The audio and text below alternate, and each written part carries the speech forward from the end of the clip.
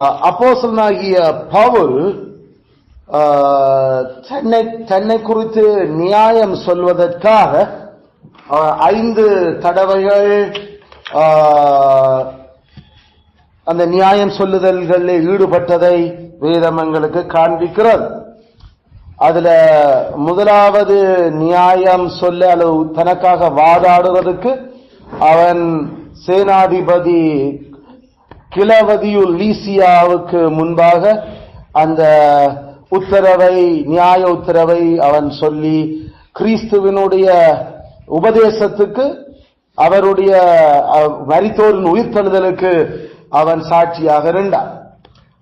இரண்டாவது ஆலோசனை சங்கத்தாருக்கு முன்பாக அதே கிறிஸ்துவினுடைய உபதேசத்துக்கும் மரித்தோரின் உயிர்த்தெழுதலுக்கும் அவன் நியாயம் சொல்லி நின்றான். மூன்றாவது தேசாதிபதி பேலிக்ஸுக்கும் முன்பாக அதே கிறிஸ்துவின் உபதேசத்துக்காயும் மரித்தோரின் உயிர்த்தெழுதலை குறித்தும் நியாய தீர்ப்புகளை குறித்தும் அவன் உத்தரவு சொன்னான். நான்காவதாக தேசாதிபதி பெஸ்துவுக்கு முன்பாக அவன் உத்தரவு சொன்னான். பிற்பாடு ஐந்தாவதாயும் கடைசியாயும் அவன் அகிரிப்பா ராஜாவுக்கு முன்னால அந்த உத்தரவு சொல்லுவதற்காக அவனுக்கு சந்தர்ப்பம் வழங்கப்பட்டிருந்தது. கடைசியிலே அவன் ராஜனுக்கு அபயமிட்டு ராஜனிடம் அவன் செல்ல வேண்டியிருந்தது, அதாவது சீசாரிடம். அதை குறித்து எங்களுக்கு வேதத்தில் என்ன மாதிரியான டிஃபென்ஸ் என்ற விஷயங்கள் எங்களுக்கு சொல்லப்படையில கடைசியாக அவர் அந்த 5 டிஃபென்ஸும் எங்களுக்கு பைபிள்ல ஆண்டவருடைய வசனத்தில் எங்களுக்கு பரிசுத்தமாக எழுதி வச்சிருக்கிறார். அதுல அந்த கடைசி டிஃபென்ஸ், அந்த கடைசி நியாய வாதாட்டம், தனக்காகவே வாதாடுற அந்த வாதாட்டத்தை நாங்கள் அப்போஸ்தலர் 26வது அதிகாரத்தில் நாங்கள் வாசிக்கிறோம். அதுல அகிரிப்பாவும் அதே நேரம் சகோதரி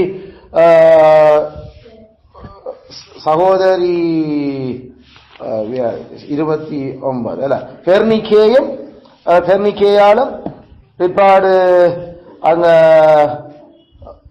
பெஸ்துவும் அதே நேரம் அங்க அந்த நியாயத்தை கேட்டுக்கொண்டிருந்த ஜட்ஜஸும் ஏனைய அந்த கவுன்சிலும் என்று சொல்ல ஆலோசனை சங்கத்தாரும் முன்பாக இந்த டிஃபென்ஸ் நியாயம் அங்க உத்தரவு சொல்லப்பட்டு கொண்டிருந்தது. அந்த பிரசங்கம், அது பேசிக்கா அது ஒரு விதமான பிரசங்கமும் நேரம் நியாய சம்பாஷணைகளும் அதை செய்யக்கல பெஸ்து அத முடிவு பண்ணினார். பவுலுக்கு பைத்தியம் அந்த வாதாட்டத்தை கேட்டுக்கொண்டிருக்கல. காரணம் பெஸ்துவுக்கு கிறிஸ்துவோட உபதேசமும் மரித்தோர் உயிர்த்தெழுதலும் ஒன்றும் விளங்கியல. மனுஷனுக்கு விளங்காதால, தனக்கு விளங்காதால பவுலுக்கு கூடின படிப்பு விசரம் உண்டாக்கிட்டு நினைச்சு அவர் அப்படி கதைச்சிட்டார். அதில் ஹி சென்சர்டு ஹிம், அவரை குற்றப்படுத்தினார் அந்த டிஃபென்ஸை கேட்ட கையோட. ஆனா இதே அகிரிப்பா ராஜாவுக்கு ஒரு உள்ளத்துல உரைப்பை ஏற்படுத்தினது அந்த டிஃபென்ஸ். அது நாம சொல்ல கன்விக்ஷன். அப்ப அவருக்கு இதயத்துல குத்திச்சது அந்த டிஃபென்ஸ். அந்நேரம் பெர்னிக்கேயாவுக்கும் அங்க ஆலோசனை சங்கத்து இருந்தவர்களுக்கும் அவரோட உட்கார்ந்து இருந்தவர்களுக்கும் எல்லாரும் கடைசியில எழும்பி அவர்கள் இந்த மனுஷன் கொலை செய்யப்பட வேண்டிய அவசியம் இல்லை என்று சொல்லி அவனை இந்த வழக்கிலிருந்து விடுவிக்கலாம் என்ற ஒரு நிலப்பாட்டுக்கு அவர்களை தள்ளிச்சது. ஆனா கிறிஸ்துவின் உபதேசமும் மரித்தோரின் உயிர்த்தெழுதலும் மற்றையாக்கள்ல ஏதாவது செய்ததா என்றால் ஒன்றும் இல்லை என்றுதான் பைபிள் எங்களுக்கு சொல்லுது. அதனால ஒரே ஒரு பிரசங்கம் அதுல இருந்த பலதரப்பட்ட ஆட்களுக்கு வித்தியாசமான தாக்கங்களை ஏற்படுத்தி கொடுத்தது. அதுல ஒரே ஒரு மனுஷனுக்கு மட்டும் அது இதயத்துல குத்துதலையும் உள்ளத்துல உரைப்பையும் ஏற்படுத்தினதை பரிசுத்தங்களுக்கு காட்டுற அந்த மனுஷன் தான் அகிரிப்பா ராஜா, கிங் அகிரிப்பா. அப்ப அந்த அகிரிப்பா ராஜாவினுடைய பதில் எப்படி இருந்தது என்று சொன்னா 28வது வசனம், நான் கிறிஸ்தவனாகிறதுக்கு கொஞ்சம் குறைய நீ என்னை சம்மதிக்க பண்ணுகிறாய் என்றார். அதுக்கு பவுல், நீர் மாத்திரமல்ல, இன்று என் வசனத்தை கேட்கிற யாவரும் கொஞ்சம் குறைய மாத்திரமல்ல, என்னுடைய இந்த கட்டுகள் தவிர முழுவதும் என்னை போலாகும்படி, அதாவது முழு கிறிஸ்தவனாகும்படி தேவனை வேண்டிக் கொள்ளுகிறேன் என்றார். அப்ப இதயத்துல குத்தப்பட்டு உள்ளத்தின் உரைப்ப பெற்ற மனுஷன் அந்த கிறிஸ்துவனுடைய உபதேசங்களால அவன் கொஞ்சம் குறைய, இன்னும் கொஞ்சம் என்றால் அவன் முழு கிறிஸ்தவன் ஆயிருப்பான். ஆனா அவனே சொன்னான், தான் ஏறக்குறைய கிறிஸ்தவன் ஆயிட்டான், ஏறக்குறைய கிறிஸ்தவன் ஆயிட்டான். ஆனா பவுல் சொன்னதுக்கு ஏறக்குறைய இல்ல, எனக்கு முழு கிறிஸ்தவன் ஆகிறதன் நான் ஆண்டவர்கிட்ட நீங்கள் எல்லாரும் ஆகணும் என்று மண்டாட்டு சொன்ன, கொஞ்சம் குறைய கிறிஸ்தவனா அல்லது முழு கிறிஸ்தவனா என்கின்ற அந்த பிரசங்க தொடர் இந்த வருஷம் முழுவதும் நாங்கள் 51வது வாரம் இன்றைக்கு. அதுல நாங்கள் கர்த்தருடைய பந்திய தவிர ஏனைய நாட்களில் நாங்கள் இந்த கொஞ்சம் குறைய கிறிஸ்தவன் முழு கிறிஸ்தவன், almost Christian all together Christian என்கின்ற அந்த பிரசங்க தொடரத்தை சிந்திச்சு வந்து கொண்டிருந்தோம். ஆனால் இன்றைய நாளிலும் அதனுடைய கடைசி இறைவார்த்த பணி அந்த பகுதியிலிருந்து நாங்கள் சென்ற முறை நாங்கள் சிந்திக்கிற பொழுது அப்போஸ்தலனாகிய பவுலினூடாக கொடுக்கப்பட்டதும் அப்போஸ்தலன் பேதுருவினூடாக கொடுக்கப்பட்ட அந்த அறைகூவல அல்லது கட்டளையை நாங்கள் மறந்துட வேண்டாம். நாங்கள் முழு கிறிஸ்தவர்களாக இருந்துட்ட சந்தோஷம், முழு கிறிஸ்தவர்கள் என்னென்ன செய்வினம், என்னென்ன அவர்களுடைய குணங்கள் என்ன என்கிறதெல்லாம் நாங்கள் விலாவாரியா பார்த்துட்டோம். அதனால கொஞ்சம் முறைய கிறிஸ்தவர்களுடைய குண இயல்புகள் என்ன, அவர்கள் எண்ணத்துல கொஞ்சமா இருப்பினம், கொஞ்சம் தான் குறை இருப்பினம் என்றதெல்லாம் நாங்கள் தெளிவா பார்த்துட்டோம். கடைசியாக இப்ப நாங்கள் முழு கிறிஸ்தவர்களாக இன்னும் இல்ல போல இருக்குது என்று யாராவது நாங்கள் எங்களை நாங்களே நிதானிக்கிற பொழுது அப்படிப்பட்டவர்களாக நாங்கள் இருந்துடக்கூடாது, கொஞ்சம் குறைய கிறிஸ்தவர்களாக இருந்துடக்கூடாது என்கின்ற அந்த யோசனைக்கு அப்போஸ்தலன் 1 கொரிந்தியர் 9 அப்போஸ்தலன் பேதுரு 2 பேதுருவுல சொல்றது போலவும் நாங்கள் பந்தய பொருளை அடையத்தக்கதாய் ஓரவரும் அது நேரம் அழைப்பையும் தெரிந்து கொள்ளுதலையும் உறுதிப்படுத்துறதுக்கு கவனம் செலுத்த வேண்டும். இந்த ரெண்டும் எங்களுக்கு கட்டளை, அந்த ரெண்டும் எங்களுக்கு கட்டளை. அழைப்பையும் தெரிந்து கொள்வதையும் உறுதிப்படுத்த கவனம் செலுத்த, கிவ் டிலிஜென்ஸ், சரியான கவனம் கொடுங்க அழைப்பையும் தெரிந்து கொள்வதையும் ஷுவ பண்ணி கொள்றதுக்கு. ஏனென்று சொன்னா அந்த கொஞ்சம் குறைய கிறிஸ்தவனாக இருக்கிறதால நாங்கள் இலக்கு அடைய போறது இல்லை. அதுல ஓடுது அவ்வளவும் அதனுடைய அந்த அபாயங்கள், அதனுடைய பெரும் சோகம், அதனுடைய பெரும் ஆபத்து, இதெல்லாம் நாங்கள் பார்த்துட்டோம். அதனால இப்ப இன்றைய நாள் கடைசியாக கடைசி முடிவான முடிவா கொஞ்சம் குறைய கிறிஸ்தவனை போலதான் நான் இருக்கிற போல எனக்கு தெரியுது. அப்படின்னா முழு கிறிஸ்தவன் ஆகிறதுக்கு அப்ப நான் என்ன மாதிரி அதை நான் செய்கிறோம், சரிப்படுத்துகிறோம் என்று கேட்கத்தக்க ஆத்துமாக்களுக்கு நாங்கள் 3 வழிகாட்டல்களை நாங்கள் சொல்ல விரும்புகிறோம்.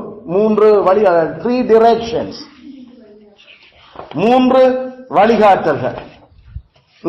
இந்த கொஞ்சம் குறைய என்ற இடத்துல யாராவது நாம் இருக்கிறோம் என்று சொன்னா நாங்கள் முழு கிறிஸ்தவர்களாகிறத நாங்கள் உறுதிப்படுத்துறதும், இலக்க நாங்கள் அடைகிறதும், நாங்கள் பெற்றுக்கொள்ளத்தக்கதாக ஓடுறதுக்கும் என்ன மாதிரியான வழிகாட்டல்களை நாங்கள் கொண்டிருக்க வேணும் அல்லது பின்பற்ற வேணும் என்று கேட்டா, முதலாவது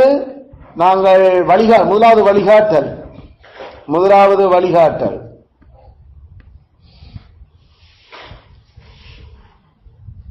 கிறிஸ்துவின் அறிவை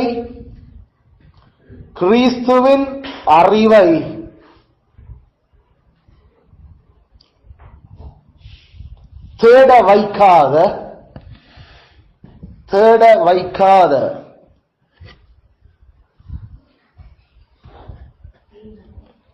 எந்த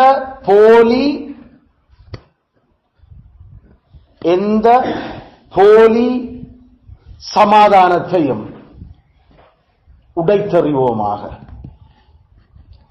கிறிஸ்துவின் அறிவை தேட வைக்காத எந்த போலி சமாதானத்தையும் உடைத்தறிவோமாக.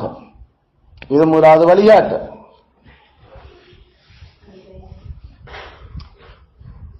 நமக்கு தெரியும், அகிரிப்பா ராஜா ஒருவித சமாதானமா தான் அவர் இருக்கிறார். அவர் நீ என்ன கொஞ்சம் குறைய கிறிஸ்தவனாகிறதுக்கு சம்மதிக்க பண்ணுற என்றதுல அவருடைய அறிவு அங்க அவருக்கு பவுலப்போஸ்தலனுடைய அந்த டிஃபென்ஸ் அவருக்கு இதெல்லாம் விளங்கிட்டு அவர் அதால உருப்பம் படுகிறார் அல்லது குத்தப்படுகிறார். அவற்றை உள்நுழைப்பு நல்லாயும் இருக்குது. அவன் ஒரு ஜூதன், பேசிக்கா கிறிஸ்தவன் அல்ல. ஆனா அவரை பற்றி அப்போஸ்தலன் கதை கேட்கல. அகிரிப்பா ராஜாவுக்கு முன்னால தன் டிஃபென்ஸை சொல்றதுக்கு தான் சரியான உற்சாகமா சந்தோஷத்தில் இருக்கிறேன்னு சொல்றேன். ஏன்னா ஜூதர்களுடைய வேதத்துல நல்ல நிபுணத்துவம் பெற்றிருந்த திறமையாக விளங்கி இருக்கிற வரலாறு நல்லா தெரிஞ்சிருந்த ஒரு மனுஷன். அவருக்கு கிறிஸ்துவனுடைய அறிவை மட்டும் தங்கி இருக்க விருப்பம் இருக்க இல்லை. கிறிஸ்துவனுடைய அறிவுல மட்டும் அவர் சமாதானம் காண விரும்ப இல்லை. அவர் வரலாற்று விடயங்கள், பல உலக நடவடிக்கைகள், வேற வேற படிப்புகள், யோசனைகள், நியாய தர்க்கங்கள், இதுகள் எல்லாத்திலையும் அவர் தெரிஞ்சிருந்து அந்த அறிவுகளால தன்னை மனச்சாட்சி நாம் சொல்ற அறிவை தானே, தன்னுடைய அறிவை அவர் ஒரு போலி, ஒரு மூடலான ஒரு அமைதியால அவர் நிரப்பிக் கொண்டிருந்தவர் இருக்கிறார். அதால அவர் முழு கிறிஸ்தவன் ஆகிறதுக்கு அவர் போகவும் இல்லை, அவர் மனம் திரும்பவும் இல்லை. அப்ப இதுல இருந்து நமக்கு தெரியுது, அந்த கிறிஸ்துவனுடைய அறிவை தேட வைக்காத எந்த அறிவுகளும் அந்த மனுஷர்கள் ஒருவித அமைதிய சமாதானத்தை கொண்டிருக்க வச்சு கொண்டிருக்குது.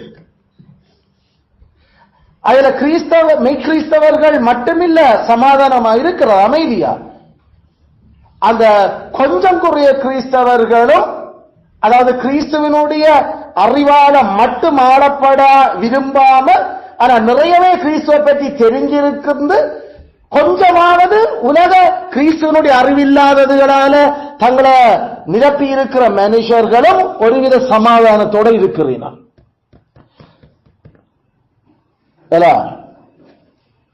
ஆனா அந்த சமாதானத்தால, அந்த அமைதியால அவர்களுடைய மனச்சாட்சி அடங்கி போகிறது. இந்த மனச்சாட்சி என்று சொல்றது அறிவு. பேசிக்கா நாம தமிழ்ல மனசாட்சி என்று சொல்றது, ஆங்கிலத்துல அது கான்ஷியன்ஸ் என்று நாம சொல்ற நாம இல்ல, அது Latin word con plus science, அறிவுடன். அதுல மனச்சாட்சி என்றது அறிவத்தை நாம கதைக்கிறோம். கிறிஸ்தவனுடைய அறிவில்லாத ஏனைய அறிவுகளால கனவேற்ற அந்த அறிவு அவர்களை அமைதிப்படுத்தி கொண்டிருக்கிறது. அதனால அவர்கள் அடுத்த லெவலுக்கு கிறிஸ்துவோடைய அறிவை நோக்கி நகர யோசிக்கிறது இல்லை. இது சாத்தான் கொடுக்கிற சமாதானம். சாத்தானுடைய கிறிஸ்துவனுடைய அறிவை தேட விடாம சாத்தான் கொடுத்து கொண்டிருக்கிற சமாதானம், போலி சமாதானம் என்று நாம் பைபிள்ல வாசிக்கிறோம். சமாதானம் சமாதானம் சமாதானம் என்று சொல்லிக்கொண்டு, ஆனா உண்மையில அவர்கள் போலித்தனமாக சாத்தானால அது சாத்தானும் சாத்தானுடைய கைக்கூலிகளால் அது குடுபட்டு கொண்டிருக்கிறது அந்த அறிவுகளால. அதனால ஜோபு 3:17 எங்களுக்கு வேதம் சொல்லுறது நாம கவனிக்கணும். துன்மார்க்கர் தங்களுடைய கல்லறைகளில் அவர்கள் சமாதானமாயிருக்கிறார்கள். அதுல அத இன்னும் ஒரு விதத்தில் நாம சொல்றது சொன்ன அது மரண சமாதானம், அது சாவில இருக்கிற அமைதி. பேசிக்கா ஆண்டவர் சொல்ற துன்மார்க்கருக்கு சமாதானம் இல்லையே. ஆனா பல துன்மார்க்கர் அவர்கள் மரண அமைதியில வாழ்ந்து கொண்டிருக்கிறார்கள். ஆனா தேவ சமாதானம் அது உயிர்ப்பிக்கப்பட்ட அமைதி, அதாவது அது வாழ்வின் சமாதானம், வாழ்வின் அமைதி. ஏன்னா வேதம் எங்களுக்கு சொல்லுது, நாங்கள் ரோமர் 5:1 கிறிஸ்துவனுடைய விசுவாசத்தின் கிறிஸ்துவனுடைய இரத்தத்தின் மீதான விசுவாசத்தினாலதான் நாங்கள் சமாதானம் அடைஞ்சிருக்கிறோம். கிறிஸ்துவனுடைய இரத்தத்தின் மீதான கொள்கை பற்றினால்தான் நாங்கள் நியாயப்படுத்தப்பட்டு சமாதானம் அடைகிறோம். அது முழு கிறிஸ்தவர்கள். அப்படிப்பட்டவர்களுக்கு தான் தேவனோட சமாதானம் இருக்கு. பிலிப்பியர் 4:7 எல்லா புரிதலுக்கும் மிஞ்சின சமாதானம் எங்களுடைய மனம், எங்களுடைய இருதயங்கள் எல்லாத்தையும் கிறிஸ்து இயேசுவின் ஊடாகத்தான் அந்த சமாதானம் கொடுக்கப்பட்டு காக்கப்படுது என்று வேதம் சொல்லுது.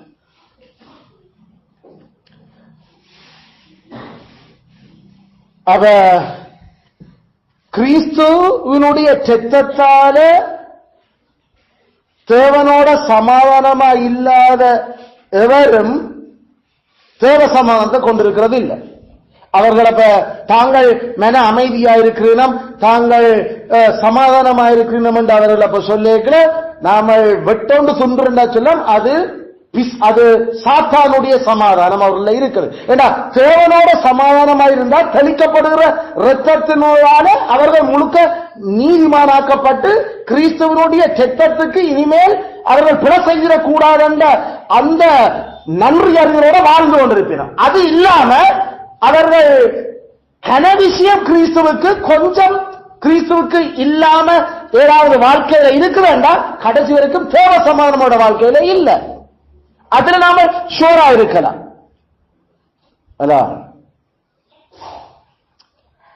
அதனால இந்த மாதிரியான சமாதானத்தை நாம சொல்றோம் மனச்சாட்சியில சூடுபட்ட சமாதானம் அவர்களுக்கு, அல்லது அவர்களுடைய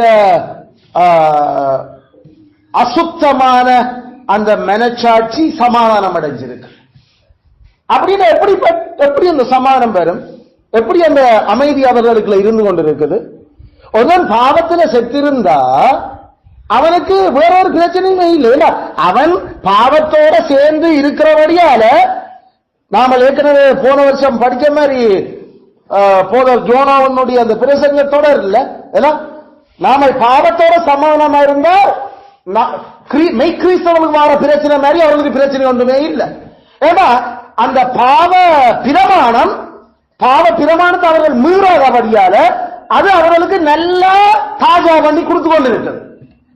எப்ப பாவ பிரமாணத்தை நாம உடைக்க வலிக்கிறோமோ அங்க அது அந்த மயங்கி கிடக்கிற பாம்பு சடாரண்டு எழும்பி எங்களை விழுங்குறதுக்கு எழும்பி அனக்கொண்டா மாதிரி அது தொடங்குது. எத்தனை நாம உருவத்தை பார்த்த நாங்கள். அப்ப பாவத்தை குழப்பினாத்தான் பிரச்சனை எழும்பும். பாவத்தை குழப்பாத வரைக்கும் தண்ணி மாறி குடிச்சு கொண்டு பாவத்துல தன் சுய இச்சைகளுக்கு சேவகம் பண்ணி கொண்டிருக்கிற மனுஷன் ஒருவித சமாதானத்துல நிரப்பினான். அவரோட வாழ்க்கை, அவரோட மனசு பட்டு அடிக்க தேவையில்லை. அவர்கள் பாவத்துல செத்திருக்கிறேன்.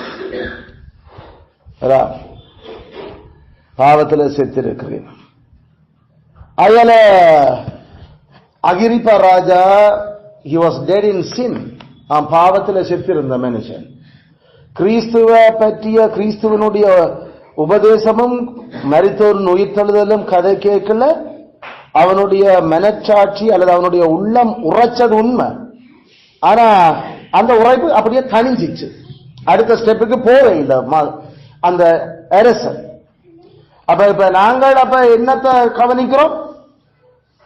நாங்கள் முழுக்க எந்த அறிவுகள் நாம பெற்றுக்கொண்டாலும் எந்த அறிவும் கிறிஸ்துவனுடைய அறிவாகிய இந்த 66 புத்தகத்தினூடாக அது சோதிக்கப்பட வேணும். அந்த 66 புத்தகத்தினுடைய அறிவுல இருந்து மட்டும்தான் நாங்கள் வாழ வேணும். இதுல சொல்லப்பட்டிருக்கிற இந்த அறிவுகள், அதாவது நான் சொல்றது இந்த அறிவும் வெளியால நமக்கு பொது வெளிப்பாட்டில் இருக்கிற அந்த சத்திய உண்மைகளும் உட்பட, அந்த உண்மையும் இந்த உண்மையும் மெய்யான கடவுளால் எங்களுக்கு சொல்லப்பட்டது. அதுகளை தவிர இந்த அறிவுகளை அதை மறைக்கிற அல்லது இந்த அறிவுகளை உயர்த்த முற்படாத இந்த தேவனுடைய இந்த பொக்கிஷங்களுக்கு அதுல ஒரு சந்தோஷமும் மகிழ்ச்சியும் அடைய விடாம எங்களை வேற ஏதாவது அறிவுகள் எங்களை இழுத்து கொண்டிருக்குதுன்னா நாம அதை உடைக்க வேணும். அந்த அறிவுகள் பிசாசு போட்டிருக்கிற பிடிகள் எங்களுக்கு. நாங்கள் நிற்கிறோம், எல்லாம் சரியா வாழ்றோம், நாங்கள் ஓகே, ஐயோ என்ன peace in my heart, peace in my heart, peace in my heart, எல்லாம் என்ற உள்ளத்தில் சமாதானம், என் உள்ளத்தில் சமாதானம் வாயால நல்லா சொல்லிக் கொண்டிருப்போம். நாட்டில சமாதானம், இலங்கையில சமாதானம், ஒரு பிரச்சனை இல்ல, எல்லாம் சமாதானம் எல்லாம். அதே போல குடும்பத்துல சமாதானம் இருக்குது. இப்ப சமாதானம் பேய் தந்த சமாதானமா கிறிஸ்து தந்த சமாதானம்? இப்ப கேள்வி. பேய் தந்தா அதனுடைய அர்த்தம் கிறிஸ்துவனுடைய ஏதாவது 1-2 கட்டளையாவது அந்த அறிவுக்கு நாங்கள் விட்டு கொடுக்க மாட்டோம். விட்டு கொடுக்காம நாம ஐ ஃபீல் பீஸ், நான் நல்ல சமாதானமா இருக்க யாராவது நாம சொல்றோம் என்றா தயவு செய்து அந்த சமாதானத்தை குலைக்கோணும். நாம அந்த சமாதானம் நாசமாகிறதுக்கு நாம வேற செய்யணும். ஏன்னா அந்த சமாதானத்தால தான் நாங்கள் இலக்கை அடையாம போறோம். கிறிஸ்து நான் கொடுக்கிற சமாதானம், கிறிஸ்து சமாதானம் கொடுத்தா கிறிஸ்துவனுடைய முழு கீழ்ப்படியின் வழிக்கு நாங்கள் எங்களை ஒப்பு கொடுத்திருப்போம். அப்படி இல்லாம கிறிஸ்துவனுடைய கீழ்ப்படியின் வழிகளுக்கு தெரிஞ்சு கொண்டு நாம எங்களுடைய விருப்பத்தையும் சிலதுகளை நாம செய்ய வலிக்கிட்டா அது கிறிஸ்துடைய வழிக்கு ஒத்து வர இல்லை. ஆனா நாங்கள் செய்கிறோம் என்றா, ஆனா சமாதானமா இருக்கிறோம் என்றா அது நாம அழைப்பையும் தெரிஞ்சொல்லையும் உறுதிப்படுத்த இல்லை என்றதை சொல்லவில்லை. நாங்கள் வேணும் என்று நாம பொய் சமாதானத்தால் எங்களை சமாதானப்படுத்திக் கொண்டிருக்கிறோம். அது கடைசியில பைத்தியங்களினுடைய பரலோகமாத்தான் அது இருக்கு. ஃபூல்ஸ் பாரடைஸ், பைத்தியங்களின் சொர்க்கம் கடைசியிலே. அது எது? ஃபால்ஸ் பீஸ், போலி அமைதி, போலி அமைதி, போலி அமைதி. தெளிக்கப்படுகிற கிறிஸ்துவனுடைய திட்டத்துக்கும் அதனுடைய மதிப்பும் விளங்கி அந்த திட்டத்தினுடைய பெருமதிய குலைச்சிடக்கூடாது இருக்கிற அந்த மனுஷன் தான் முழுக்க முழுக்க கிறிஸ்துவனுடைய அறிவுக்கு தன்னை ஒப்படைப்பான். கிறிஸ்துவால் முழுக்க ஆளப்பட வேண்டும். வாழ்க்கையோ விசுவாசமோ நாடோ குடும்பமோ கிறிஸ்துவனுடைய இந்த புத்தகத்தில் இருக்கிறதும் இந்த புத்தகத்தோ ஒத்து வர்ற படைப்பில் இருக்கிற சத்தியங்கள் ஆழம். வேற எந்த கதையும் வேண்டாம் என்று வேற எந்த மாதிரி எந்த ரூபத்தில் எப்படி நல்லதா தோன்றினாலும் கடைசி வரைக்கும் அதை சமாதானமா எடுக்க மாட்டோம். எங்களுக்கு அது அது எங்களை பெரும் நெருக்கு வேறப்படுத்தணும். அந்த நிலைமைகள் நெருக்கு வேறப்படுத்த வேணும். அதனால அப்படிப்பட்ட சமாதானத்தை உடைச்செறிவோம். நாம அந்த போலி சமாதானம் உடைக்கப்பட வேண்டும். கிறிஸ்துவோட நாம சமாதானமா இருக்கணும் என்றா சாத்தானுடைய சமாதானம் உங்களில் இருக்கிறார். இவர்கள் சாத்தானுடைய சமாதானத்தில் கூட இருக்கிற மனுஷனுக்கு கிறிஸ்துவனுடைய சமாதானம் தேவையில்லாம இருக்கும்.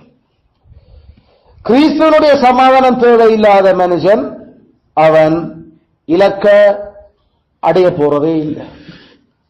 அதனால அந்த கடைசியில நமக்கு எல்லாரும் சொல்ல வர்றதும் கடைசியில நாம அமைதியா சமாதானமா வாழ்ந்து போகணும், சந்தோஷம். கேள்வி, எந்த அமைதி? எந்த அமைதி? அது சாத்தான் தர்ற அமைதியோ அல்லது கிறிஸ்துவார அமைதியோ? அதனால பாவத்தை நல்லா நாம விளங்கி இருக்கிறோம், பாவத்து பிரமாணத்தினுடைய வேலைகள் விளங்கி இருக்கிறோம். அதனால அது தன்னோட கூட்டு சேர்க்கிற ஆட்களுக்கு அது அந்த உலகம் கொடுக்கிற சமாதானத்தை அது கொடுத்து கொண்டுதான் இருக்குது. அதான் இந்த உலகம் கொடுக்கிற சமாதானம். நாங்களுக்கு தேவை அந்த உலகத்து சமாதானம் போல கிறிஸ்துவனுடைய அறிவியலோட சில நஞ்சுகளை சேர்த்து நாம கொண்டு போறது இல்லை. அதுல எப்பவும் நாம கர்த்தருடைய வார்த்தை என்னுடைய அறிவத்தை நாம நாட வேணும். அதை இல்லாம உலகத்தாக்களுடைய அறிவுகளை நாம எடுக்கவன் கேட்டா கட்டாயம் நாம பிழைச்சு போக தொடங்குவோம். இரண்டாவது வழிகாட்டல்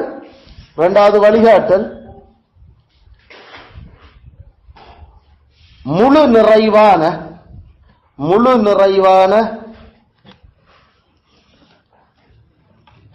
உள்ளத்தின் உரைப்புக்கு பிரயாசப்படுவோமாக. முழு நிறைவான உள்ளத்தின் உரைப்புக்கு பிரயாசப்படுவோமாக. முழு நிறைவான உள்ளத்தின் உரைப்பு.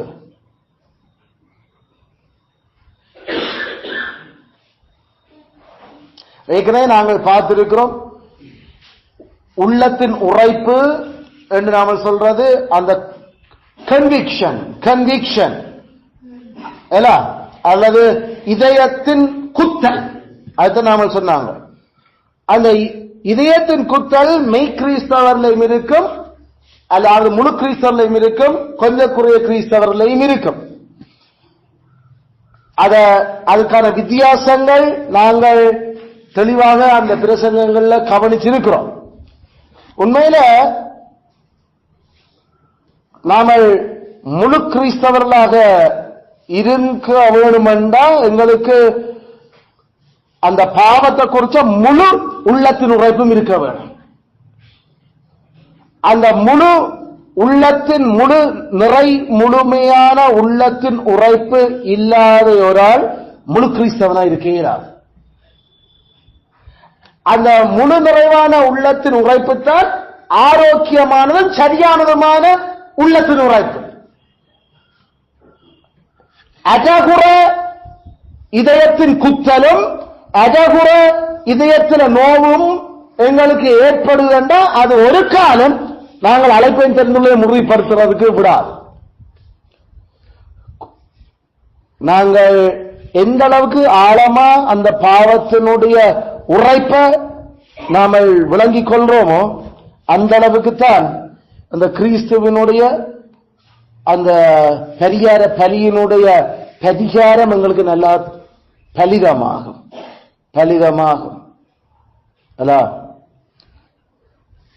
ஆண்டவர் அப்படித்தான் எப்பயுமே அவர் செயல்படுகிறார். அவர் கொள்ளிவாய் சர்ப்பங்களை அனுப்பி நல்லா கடிக்க வச்ச பிறகுதான் அவர் அந்த வெண்கல சர்ப்பத்தினூடாக அதை பார்த்து அவர்கள் மீட்கப்படுறதுக்கு உதவி செய்கிறார். அவர் இப்ராஹிம் நல்லா அவன் உணர்ந்த பிறகுதான் நான் தான் பணியாத மாடுவோடு இப்படியெல்லாம் அடி வேண்டி கிடக்கிறேன் என்று நல்லா விளங்கின பிறகுதான் என்ற குரல்கள் என்ற வயிறெல்லாம் இப்ராஹிமுக்காக ஏங்குதண்டார். அதுல வேதம் தெளிவா எங்களுக்கு காட்டுற விஷயம், அவர் ஒரு மனுஷன் தந்த பாவத்தினுடைய முழு அந்த ஒரு குறிப்பிட்ட ஒரு பாவத்தை பற்றிய முழு நிறைவான உரைப்பை விளங்கினாத்தான் கிறிஸ்துவாகிய தன்னை மீட்பருடைய முழு நிறைவை அவன் விளங்கிக் கொள்ள முடியும். தன்னுடைய அபாய நிலையை நல்லா அவன் ஆழமா விளங்கிக் கொண்டால்தான் தன்னை காக்கிறவருடைய ஆழமாக அவன் விளங்கிக் கொள்ள முடியும்.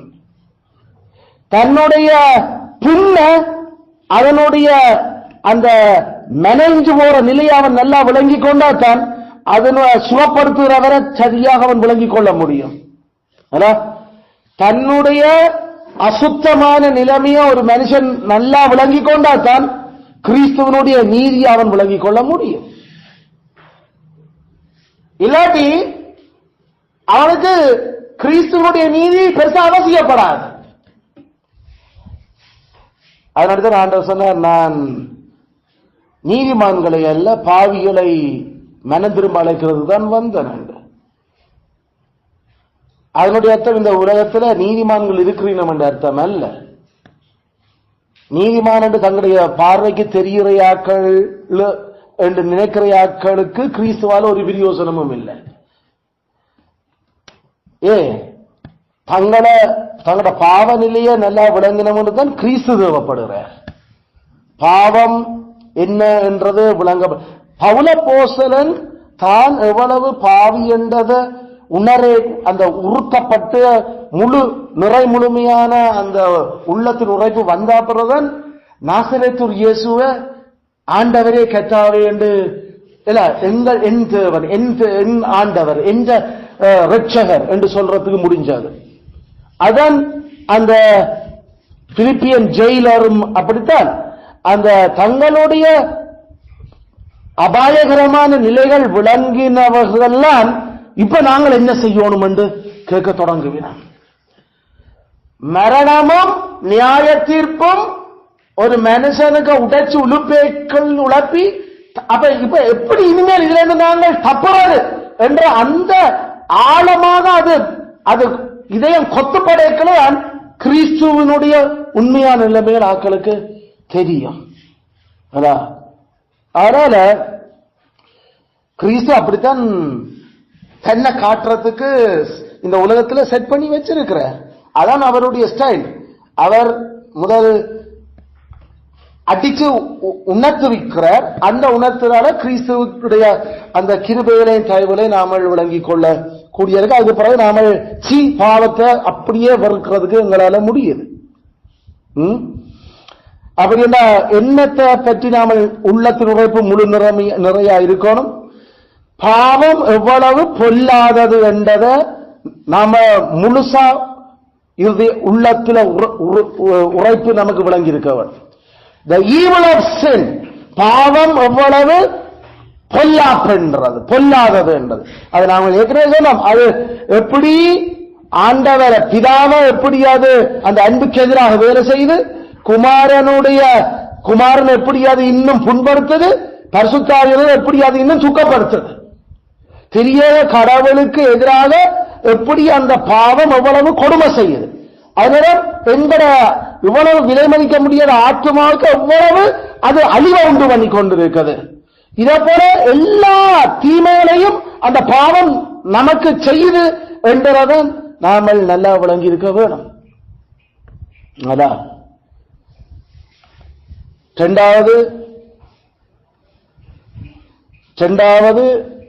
எங்களுடைய சுபாவ பிறப்பு நிலை எவ்வளவு அவலமும் அபாயமும் என்றதை நாமல் உள்ளத்துல உரைச்சிருக்க வேண்டும். நமக்கு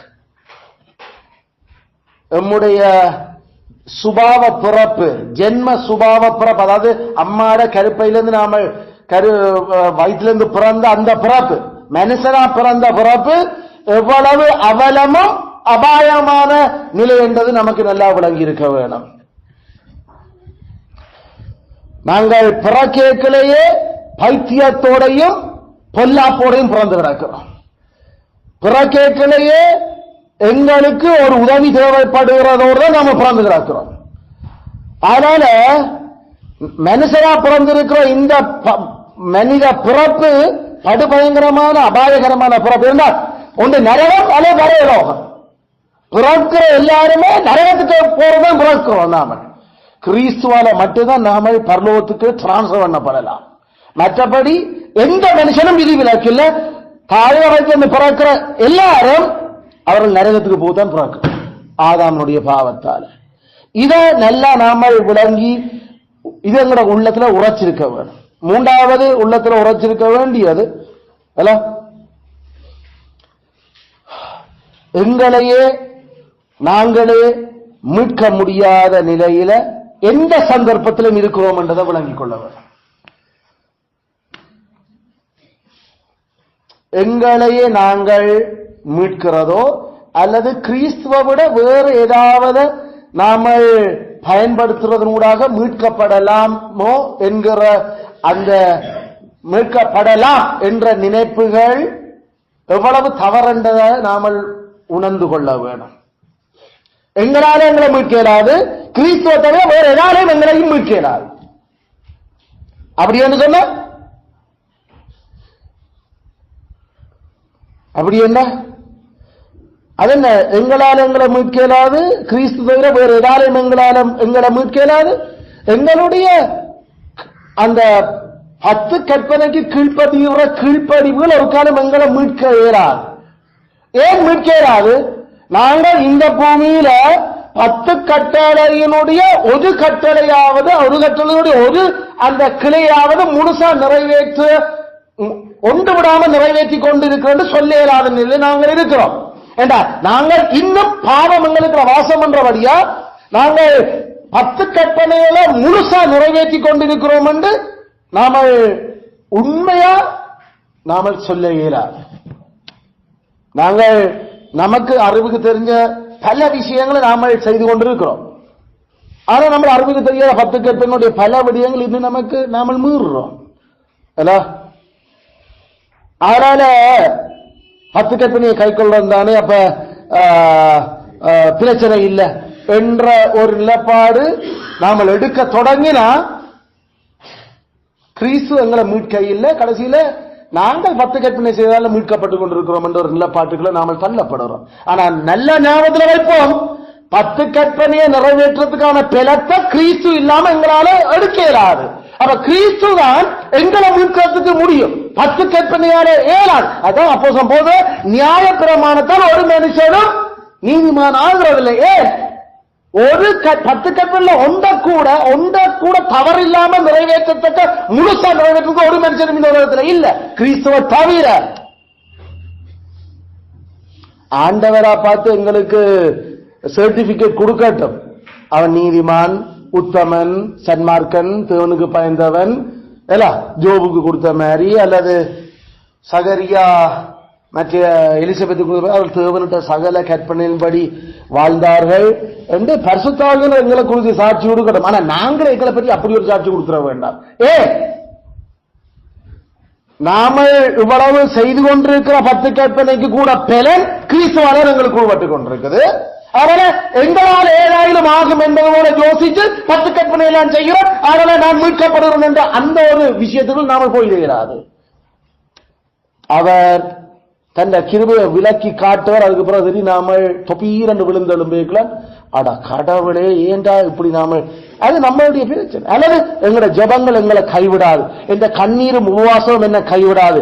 ஐயோ நான் எந்த விதத்திலும் நான் என்ற ஆண்டவரை நான் கைவிடுறேன், அதனால கடவுள் என்ன கைவிட மாட்டார். நோ நோ, எங்களுடைய எந்த நற்கிரியலாலும் கடவுளுக்கு எதிராக நாங்கள் கொண்டிருக்கிற அந்த பாவ சுபாவத்தை இல்லாமல் ஆக்கிறதுக்கு முடியாது. இந்த உலகத்திலிருந்து நாம பரலோகம் போகும் வரைக்கும் ஆண்டவர் கடவுள், திரிய கடவுள் எங்களை பார்க்கிற பார்வை நாங்கள் இன்னும் பாவிகள் தான். அதனால நம்மளுடைய கண்ணீர், எங்களுடைய ஜபங்கள், எங்களுடைய அந்த உபவாசங்கள், எங்களுடைய ஏனைய அந்த கடமை நிறைவேற்றங்களால நாங்கள் மீட்கப்பட்டுடலாம் என்று கடைசி வரைக்கும் நாம நினைச்சிட வேண்டாம். நாங்கள் அதுகளை செய்யக்குள்ள கூட உபவாசம், கண்ணீர், ஜபம், கடமை நிறைவேற்றங்கள்ல கூட ஆண்டவரே எங்களை நீர் பலப்படுத்துறது, இதுக்காக எங்களை அழைச்சிருக்கு, அதனால செய்ய வேண்டிய கடமையை மட்டும்தான் செய்கிறோம் கடவுளே, மற்றபடி நாங்கள் எந்த மதிப்புக்கும் எந்த கைதட்டலுக்கும் பாத்திரவாங்கள் இல்லை என்ற அந்த மண்ட நினைப்போடு நாங்கள் அதில் செய்வோமாக மாறிக்கிறி நாங்கள் இந்த எவ்வளவு நான் எல்லாம் ஜபம் எல்லாம் ஓகே, இந்த ஜபம் எல்லாம் ஓகே, ஜபம் எல்லாம் ஓகேண்டா எதை வச்சு அளந்து நாம ஜபம் எல்லாம் ஓகே என்ன, நாம ரட்சிக்கப்பட்டதுல ஜபம் எல்லாம் ஓகேயோ? இப்ப கூட எத்தனை நாள் நாம ஜபத்துல முழு தேவன் எதிர்பார்க்கிற மாதிரி நாங்கள் செய்ய இல்லை. ஜபம் எத்தனை நாள் அப்படி தவற விட்டுறோம். ஜபத்துல எங்களுடைய சிந்தனைகள் வேற வேற இதுக்கெல்லாம் ஓடி வந்து ஜப நேரத்தில் மாறி போக இல்லை அன்றைக்கு வரைக்கும். அல்லது எங்களுடைய ஜபம் நாங்கள் அஜகுர சில வேலைகளை மனசுல வச்சுக்கொண்டு நாங்கள் இருந்து செகண்ட் டக்குன்னு முடிஞ்சோ எழுதி போக இல்லையோ, இது ஆண்டவர் எதிர்பார்க்கிற ஜபம். ஆனா நாங்கள் ஜபிக்கிறோம். ஆண்டவர் கிறிஸ்து பிராட வலதுபாசத்திலிருந்து எங்களுக்காக பரிந்து பேசுறபடியா தப்பி போய் கொண்டிருக்கிறோம். அதுக்காக நாம நினைச்சிடக்கூடாது குடும்ப ஜெபம் சரி, வேத வாசிப்பு சரி, டிக் பண்ணியாச்சு, ஓகே இது சரி இது சரி டிக் பண்ணி கொண்டுதான் நாம நினைச்சிடக்கூடாது. அந்த டிக் நாமெல்லாம் போடுறோம். கர்த்தர் அந்த டிக்கை ஏற்றுக்கொள்ற விதத்துல ஜெபம் அமையுதா? ஜெபம் கடவுளோட கதைக்கிறது.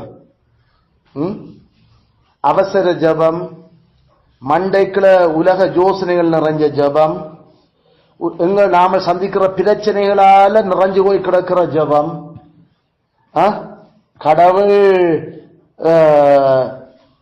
இதெல்லாத்தையும் அவர் கிறிஸ்து இருக்கிறபடியெல்லாம் நாம அந்த ஜெபங்கள்லயும் அவர் பிதாவோட கதைச்சு இல்ல அவன் இப்படிப்பட்ட சூழ்நிலை இருக்கிறபடி இப்படி அப்படி என்று அவர் கருதி பேசி எங்களோட ஜெபம் எல்லாம் எடுக்கப்பட்டு கொண்டிருக்கு. மற்றபடி எங்களை ஜெபத்தால நாங்கள் எங்களை காத்துக்கொள்ள இயலாது. அதுக்காக ஜெபிக்காம முடியலுமோ? அது ஒரு பைத்தியக்காரத்தனமான கேள்வி இல்ல. ஏண்டா கடவுளோட கதைக்காம என்னன்னு நாம இந்த உலகத்துல வாழ்ற. ஆனா இதுகளை நம்பித்தான் நாம மீட்கப்படுகிறோம். இதுகளால நாங்கள் மீட்கப்படுகிறோம் நாம யோசிக்க வலிக்கிட்ட அந்த ஜோபுல சொல்ற மாதிரி தேமாவினுடைய கூட்டமும் அவர்களுடைய படைகளும் அந்த ஏமாந்து போற மாதிரி இருக்கும். அந்த தண்ணி இருக்கிற கானல் தண்ணிகளை பார்த்து அங்க தண்ணி இருக்குது, இங்க தண்ணி இருக்குது, கிட்ட வந்து போல ஏமாந்து போச்சு. அதனால எங்களுடைய உபவாசம், எங்களுடைய கண்ணீரும், எங்களுடைய மன்றாட்டுகளும் இல்ல, கிறிஸ்து மட்டும். கிறிஸ்துவான மட்டும்தான் நாங்கள் இந்த பூமியிலையும் இனி வரப்போற பூமியிலையும் நல்லா வாழலாம்.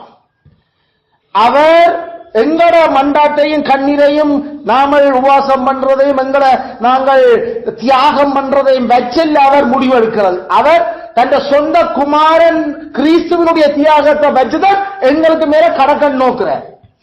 அதுல தயவுசெய்து ஒரு காலம் இந்த கிரியைகளால நாம அந்த எங்களோட கடமை நிறைவேற்றங்களை எங்களை மீட்கிறதுக்கான ஒரு கருவிகளாக யோசிச்சிட வேண்டாம். அது வெறும் சிலந்தி வேலை. சும்மா ஒரு தடியெடுத்து கிட்மினா சரி, முழு சிலந்தி வேலையும் உடையும். கிறிஸ்து என்ற ஆதாரம் இல்லாம எங்களோட ஜபங்களை நம்பி, எங்களோட உபவாசங்களை நம்பி, எங்களோட அழுது புலம்பல்களை நம்பி, எங்களுடைய பிரசங்கங்களை செய்யறதை நம்பி நாம இல்ல ஒன்று தேவன் தான் கடைசியில அவற்ற வார்த்தைகளால அவரோட எங்களோட பேசணும் எல்லாம் அல்ல. ஒன்றும் எங்களை மீட்கலாது. கிறிஸ்துவால மட்டும்தான் நாங்கள் மீட்கப்பட முடியும். அதுல இதை விளங்கினா, இப்படி கன்வின்ஸ் ஆனாத்தான் நாங்கள் அந்த உலகத்தாக்களுடைய கதைகள் அல்லது மத்தியாக்களோட கதைகளை போல எடுத்து நாம படிச்சா கொஞ்சம் நாம நல்ல ஆக்களா வந்துடுவோம். படிக்கிறார் ஒரு நல்ல ஆளா வர்றது இல்ல. அல்லது நல்லா வேலை செய்தா நாம நல்ல நிலைமைக்குள்ள நாங்கள் இருக்கலாம். இல்ல இல்ல இல்ல, நம்ம வேலையை நம்ம வலிக்கிறோம். கிறிஸ்து அதை ஆசீர்வதிக்காட்டி ஒன்றும் செய்யலாம். இல்ல, நாங்கள் ஒரு நல்ல ஆக்க கூட்டத்தோட சேர்ந்து இருக்கிறோம். நல்ல கூட்டத்தோட சேர்ந்தபடியால நாங்கள் மீட்கப்பட இயலாது. கிறிஸ்து எங்களை மீட்டிருக்க வேணும். கிறிஸ்து எங்களை மீட்டிருக்க வேணும். அதனால இந்த நிலைமைகளை நாங்கள் விளங்கி, என்ற அகிரிப்பா ராஜாவில் இருந்த பிரச்சனை அதுதான். அவற்றை எதிரேய வேதம் அவர் கொண்டிருந்த அவருடைய அந்த தீர்க்கதரிசிகள் மோசேனுடைய ஆகமங்கள், அந்த போதைகள் எல்லாம் அதுகள் 10 கட்டளை இதில் சேர்ந்த சரி, கிறிஸ்து தேவையில்லை. அதனால அங்க அகிரிப்பா பிழைச்சு போன. கிறிஸ்து இல்லாம நாம 10 கட்டளை கூட நிறைவேற்றலாம். அதான் கிறிஸ்து இல்லாம எங்கட ஜெபமே ஏற்றுக்கொள்ளப்படாது. கிறிஸ்து இல்லாம எங்கட அழுகைகள் ஏற்றுக்கொள்ளப்படாது. கிறிஸ்து இல்லாம எங்களுடைய அந்த உபவாசங்கள் ஏற்றுக்கொள்ளப்பட மாட்டாது.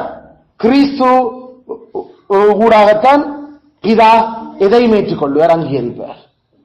அப்ப கிறிஸ்து எவ்வளவு தேவை நமக்கு? கிறிஸ்து எல்லாம் ஆல் டுகெதர் லவ்லி. அவரான் சரியான அழகு, அவரான் பிதாவுக்கு அவரான் விருப்பம், நாமளில் அவருக்கு விருப்பம், அவருக்கு கிறிஸ்து தான் விருப்பம், கிறிஸ்துவுக்கு நாம எங்கள்ல விருப்பம். அதால நாங்கள் பிதாக்கு விருப்பமாகிறோம். அதுல எங்களுடைய ரூட்டை நாம் ஒரு நாள் மறக்க வேண்டாம். எங்களுடைய கிரியைகளை நம்பி நாம போயிடலாம் என்று யோசிச்சிடக் கூடாது.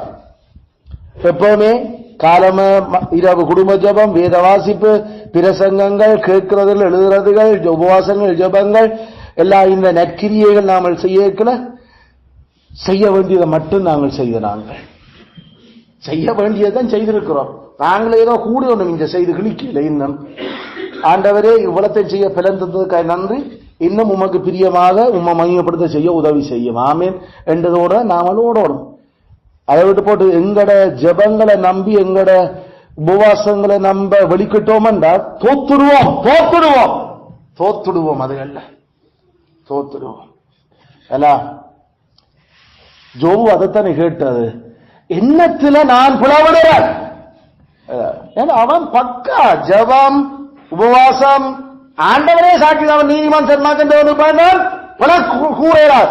ஆனால் எல்லாம் போச்சு, நினைச்சு முடிக்க காட்டிக்க எல்லாம் உடஞ்சிச்சு. ஜோபுக்கு வழியாக எனக்கும் கடவுளுக்கும் மத்தியஸ்தர் ஒரு ஆள் இருந்தா நான் என்ற மெனுவை அவர்கிட்ட சமர்ப்பிச்சு கேட்பேன். என்னன்னு நமக்கு தான் அந்த மத்தியஸ்தர் இருக்கிற வடிவா தெரியுமல்லோ. ஜோபுக்கு நல்லா ஆண்டவர் படிப்பிச்சார். நான் அவரை என்ற மாம்ச கண்ணால காணுவேன். அவர் வந்து இறங்கி அவர் பூமியின் மேல் நிற்பார், எந்த மீட்பார் உயிரோடு இருக்கிறார் என்றும் அவர் கடைசி நாளில் பூமியின் மேல் நிற்பார் என்பதை நான் அறிஞ்சிருக்கிறார். வலுக்கிலியர் ஜோபும் நமக்கு அதே விசுவாசிதான். ஆனா நினைச்சு பார்க்க முடியாம எல்லாம் பக்கா பெர்ஃபெக்ட்டா இருந்தாலும் வாழ்க்கையை ஆட்டம் காண செய்தவர். நாம அந்த நேரத்தில் ஐயோ நான் செவம் செய்தானே, உபவாசம் செய்தானே, ஐயோ நான் பணிகள் எல்லாம் செய்ய தரிசன ஏன் விடை இல்லை. அந்த நேரத்தில் எங்களுக்கு யார் அப்ப கடைசியில உதவி சொல்றார்? இயேசுவே இயேசுவே இயேசுவே கிறிஸ்துவே, நீர் இருக்கிறீர், அவளை நாங்கள் இருக்கிறோம். நீர் இருக்கிறபடியா நாளே நாங்கள் சந்திப்போம். நீர் மட்டும் எங்களோடு இருந்தா காணும். மற்றபடி நீர் இல்லாம போயிட்டா ஐயோ அது பெரிய பிரச்சனை எங்களுக்கு. வேற எவர் இல்லாம நானே செத்தாலும் பரவாயில்ல, நான் இந்த பூமியில இருந்து சாகுறேன், ஆனா அடுத்த காலம் என் ஆத்மா உம்மோட இருக்கும். இந்த மண்ணார உலகத்துல என்ன நான் இல்லாம போறேன், ஆனா விண்ணுலகத்துல நான் இருக்க வேணும். கிறிஸ்துவே நீர் வேணும் எனக்கு. அதுல இந்த கன்விக்ஷன்ஸோட நாம இல்லாட்டி என்ன நடக்கும்? என்ன இயேசுகிட்ட வந்தும் எல்லாம் இதண்டியும் என்னவா போச்சுது, எல்லாம் நம்பித்தான் இப்படியே போனாங்க. கடைசியில அந்த விசுவாச துரோகங்கள் எல்லாம் இதால்தான் வர்றது. அப்படிப்பட்ட தாங்கள் செய்யறதோ தங்களை மீட்டுக் கொள்ளலாம் என்று யோசிச்சு நான் இல்ல ஜோபு சொன்னாலும் நீர் என்ன கொன்று போட்டாலும் உண்மையில் நம்பிக்கை ஆயிருப்பேன். ஆமென். அல்லது சாத்தான் மேஷாக் அப்படின்னு சொன்னா தூக்கி நெருப்புல போட்டாலும் பரவாயில்ல, கடைசி வரைக்கும் கிறிஸ்துவனுடைய உபதேசத்துக்கு விரோதமா நாங்கள் ஒன்றும் செய்ய மாட்டோம். கிறிஸ்துவனுடைய உபதேசத்துக்கு விரோதமா நாங்கள் ஒன்றும் செய்ய மாட்டோம். எங்களுடைய ஆண்டவர் சரியான இரக்கம் உள்ளவர், அவர் சரியான நல்லவர். அதனால நாம பயப்படுற மாதிரியான பல விஷயங்களை எங்களுக்கு அவர் அனுமதிக்கிற மாட்டார். எங்களுடைய விசுவாசத்தினுடைய சோதனைகளுக்கு ஏற்ற விதத்தில் அதுகளும் வருது. ஆனாலும் அவர் அதுக்களையும் அவர் சரியான நல்லவர். அதில் அவர் மேல நாம நம்பிக்கை இருக்கலாம். அதில் எங்களை நம்பிட வேண்டாம், எங்களோட கிரியைகளை நம்ப வேண்டாம். அதுக்காக கிரியைகள் செய்யாம இருக்கிறோமோ ஐயோ அதுக்காகத்தான் நாம ரட்சிக்கப்பட்டிருக்கிறோம். அவருக்குள் நற்கிரிகளை நாங்கள் செய்யும்படிக்கு தான் அவர் எங்களை உலக தோற்றது முதல் தெரிஞ்சு கொண்டது. அதனால இது இரண்டாவது டிரெக்ஷன். மூன்றாவது டிரெக்ஷன் நாம இலக்கை அடைய வேண்டும். இலக்கை நாங்கள் பந்தய பொருளை அடையும்படி ஓட வேண்டும் என்றால் மூன்றாவது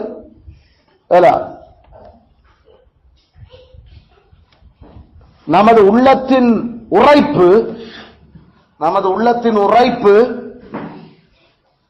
மனமாற்றத்தில் முடிய வேண்டும். மனமாற்றத்தில் முடிய வேண்டும். நமது உள்ளத்தின் உரைப்பு மனமாற்றத்தில் முடிய வேண்டும்.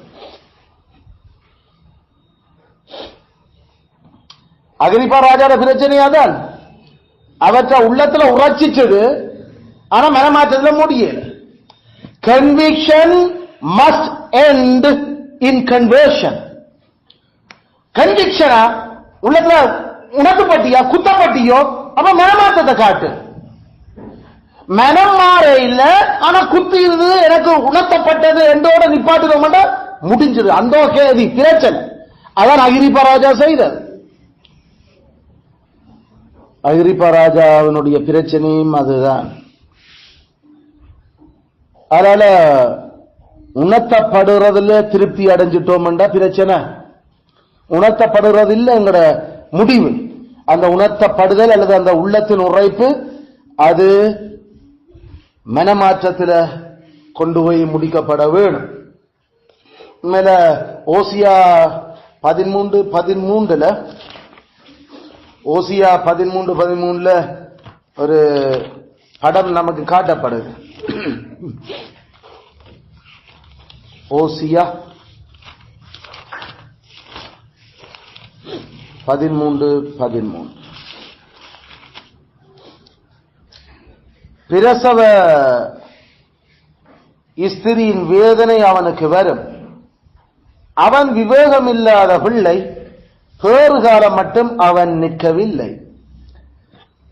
அம்மாட வயிற்றில இருக்கிற அந்த பபா அந்த கற்பத்தில் இருந்து அது உலகத்துக்கு வெளியில உலகத்துக்கு வர வேணும். உலகத்துக்கு வராம தான் இன்னுமே கற்பத்துக்குள்ள தான் இருக்க போறேன்னு யோசிச்சா அது அம்மாக்கும் பிரச்சனை, பிள்ளைக்கும் பிரச்சனை. அந்த படம் தான் இங்க குடுபட்டு கொண்டிருக்கு. அவன் விவேகம் இல்லாத பிள்ளை எப்ராஹிம். அவன் தாயிட கற்பத்துக்குள்ள இருக்கிறான். அவன் அந்த டைமுக்கு வெளியில வர்றதுக்கு விரும்ப இல்லை.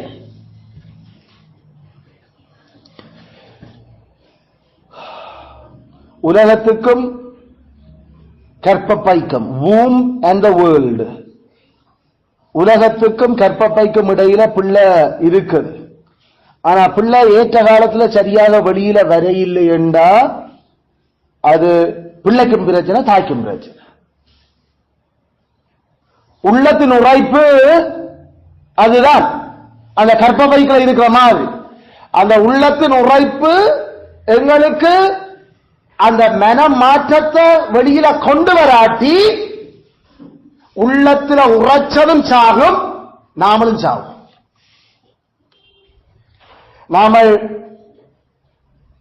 ஏன் அப்பா அது அப்ப சொல்லிக்கல உணர்த்து படையக்கல அதை செய்திருக்கலாமே, ஐயோ அது குத்தப்படையக்கல நாம நான் அதை உடனே அதை செய்து முடிச்சிருக்கலாமே என்று நாம அந்த டைம்ல அடுத்தது அந்த கன்விக்ஷன் கன்வர்ஷனா மாறாட்டி அது பெரும் நோய் உண்டு பண்ணி எல்லாம் அது அது படுபயங்கரமான வேதனையை ஏற்படுத்த தொடங்கும். அதனால முழு நிறைவான உறுத்தல் வருதோ அத கிரியில மனம் திரும்பல காட்டணும். நாம் மனம் திரும்புதல் இல்லை என்றா கட்டாயம் நாமல் சாவோம். அந்த உள்ளத்தின் உரைப்பே எங்களோட மரண படுக்கையிலையும் எங்களோட மண்டையை போட்டு ஆட்டிக்கொண்டுதான் இருக்க போது. இதைத்தானே அப்ப எத்தனை நேரம் ஐயோ போனத சொல்ல எத்தனை நேரம் பேசணும், ஐயோ எத்தனை நேரம் இதை பற்றி சொல்லி நான் தானே கஷ்டப்பட விளங்குனது செய்வோம் தானே இருந்தான். கடைசியில செய்ய இல்லை. அதனால உள்ளத்தின் உரைப்பு மனம் திரும்புதல்ல காட்டப்பட்டு ஆட்டி அது இம்ப்ரூவ் பண்ணப்படாட்டி மரணத்துல எங்களுக்கு நம்பிக்கை இல்லை. எங்களோட மனச்சாட்சியே எங்களை புண்படுத்தி கொண்டு குத்தும், நாமல் பரலோகம் போக மாட்டோம் என்று. அதுதான் அந்த கொடுக்கு, அதுதான் அந்த கடைசி அந்த கொடுக்கு. அதாவது நாம என்ன இந்த ஸ்டிங், அந்த ஸ்டிங் தேவனுடைய கொடுக்கு, பாவத்தினுடைய கொடுக்கு. இவ்வளவு உணர்த்தினா பிறகு நீ செய்யத்தானே, மனதிரும்பத்தானே, அதை வச்சு வச்சு ஆராட்டினீதானே. இதுக்கு பிறகு என்னத்தை செய்கிறது? இதுக்கு பிறகு என்னத்தை செய்கிறது? ஐயோ பெறத்தக்கதாக ஓடுங்கள் என்று சொன்ன கட்டளைக்கு பிறகு பெறத்தக்க ஓடத்தான் வேணும். ஓ இதுல இருந்து ஓடத்தான் வேணும், சரியா கவனமா ஓடணும் என்று. ஆனா ஓட இல்லை, செய்ய இல்லை, அதுகளை செய்ய இல்லை.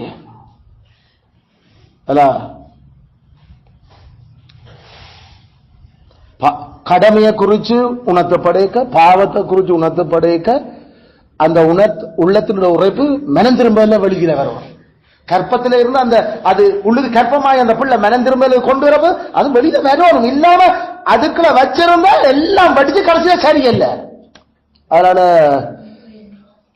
முழு கிறிஸ்தவர்களா இருக்கணுமோ இந்த 3 டிரெக்ஷனையும் கடைசியா நாம கவனிப்போம். முழு கிறிஸ்தவர்களா இருக்கணும், முழு கிறிஸ்தவர்கள் இல்ல. போலி சமாதானத்தை இல்ல, அதான் முதலாவது. கிறிஸ்துவனுடைய அறிவில்லாத ஏனி அறிவில்லாத போலி சமாதானத்தை உண்டாக்கிட வேண்டாம். போலி சமாதானத்தை உடைப்போமாக. நமக்குள்ள சமாதானம், என்ற மனதில் சமாதானம் இருக்குது என்றெல்லாம் கதை உடைச்சு அப்படி அந்த சமாதானம் கிறிஸ்துவனுடைய வார்த்தையால, கிறிஸ்துவின் உபதேசத்தால மட்டும் வருகிறோன்ற பேர். வேற எதுவாலையும் பெறணும், வேற எதாலையும் வேண்டாம். எதையும் 66 புத்தகத்துக்களால, 66 புத்தகம் சொல்ற படைப்பின் சத்தியங்களால சரியா வருதான் கவனி. இரண்டாவது, நாம முழு நிறைவான அல்ல நிறை முழுமையான உள்ளத்து நுழைப்ப கொண்டிருக்க வேணும். எதிலையும் அது கடமை செய்கிறதா இருந்தாலும் சரி, பாவத்தை வெறுக்கிற பாவத்திலிருந்து தப்புறதா இருந்தாலும் சரி, செய்ய வேண்டிய கடமையா தடுக்க வேண்டிய பாவமா, அது தரோ கன்விக்ஷனா இருக்கணும். தரோ என்றால் அது இனி எந்த இடத்திலையும் நாம ஆட்டம் காண மாட்டோம், அசைய மாட்டோம் அந்த விஷயத்துக்கு. மூன்றாவது, தரோ கன்விக்ஷனா மனம் திரும்புதல்ல காட்டணும். மனம் திரும்புதல்ல காட்டணும். அகிரிப்பா அங்கதான் விட்டார் புல. அகிரிப்பா ஏன் கொஞ்சம் குறைய கிறிஸ்தவன், அவர் மனம் திரும்பல காட்டில. மனம் திரும்ப இல்ல, கிறிஸ்து தன்னட்டவர் ஒருதனையும் புறம்பே தள்ளுறே இல்ல. கிறிஸ்து அவர் வருத்தப்பட்டு பாரம் சுமக்கிறவர்களே எல்லாரும் என்னிடத்தில் வாருங்கள் என்று அவர் கூப்பிடுறார். நீ வருத்தப்பட்டு பாரம் சுமந்துக்கிறத உணர்ந்தாத்தானே அவர்கிட்ட வருவேன். அவர் தானா கொண்டு வந்து இழைப்பார்கள் தர மாட்டார். நீ கடி வேண்டினாத்தான் நோக்கி பார் என்று சொல்லுவேன். நான் தான் உயர்த்தப்பட்டிருக்கிறேன், நான் உயர்த்தப்பட்டிருக்கிற அந்த அந்த மருந்து, அதனால என்ன நோக்கி பார்க்கணும். அதுக்கு உனக்கு கடி விழுந்து இருக்கணும். அந்த கடி எதன்னு சொல்லி உணர்த்துறத 10 கட்டளை, 10 கற்பனை தான் அந்த கடியை காட்டுற விஷயம். அதெல்லாம் நாங்கள் உடன்படிக்கை திருப்பி கதைச்சு கொண்டு வரோம். உடன்படிக்கைய நாம சரியா தரவா விளங்க வலிக்கிட்டோம்னா நாம எத்தனை விஷயத்துல தவறுறோம்ன்றது ஒரு நாளைக்கு இருந்து ஜோசிக்க பல பிரச்சனைகளை நமக்கு விளங்குது. எவ்வளவு கவனமாயிருந்தோம் அப்படித்தான் நமக்கு தெரிஞ்ச விஷயத்துல ஒண்ணுமில்லாட்டியும் மனசுல கடவுளே நாம முழுச்சரியன்னு செய்கிற விஷயத்திலே இவ்வளவு கூட எத்தனை தரம் கண்டுட்டேன். ஐயா கடவுளே மன்னிச்சு கொள்ளும், இன்னும் உணர்த்தும், இன்னும் அன்று எப்படியே விட்டுடாதையும். அது ஒரு பேச்சோ, நாம போன முறை படிச்ச மாதிரி நியாய தீர்ப்பு நாளுக்காக, அது சிந்தனையிலேயோ பேச்சிலேயோ செயல்களையோ. கர்த்தரை நம்பாம அவர்ல கொஞ்சம் அவிசுவாசப்பட்டாலே சரி, முடிஞ்சு. கர்த்தர் வச்சிருக்கிற வழிகளை கண்ணோக்காம நாம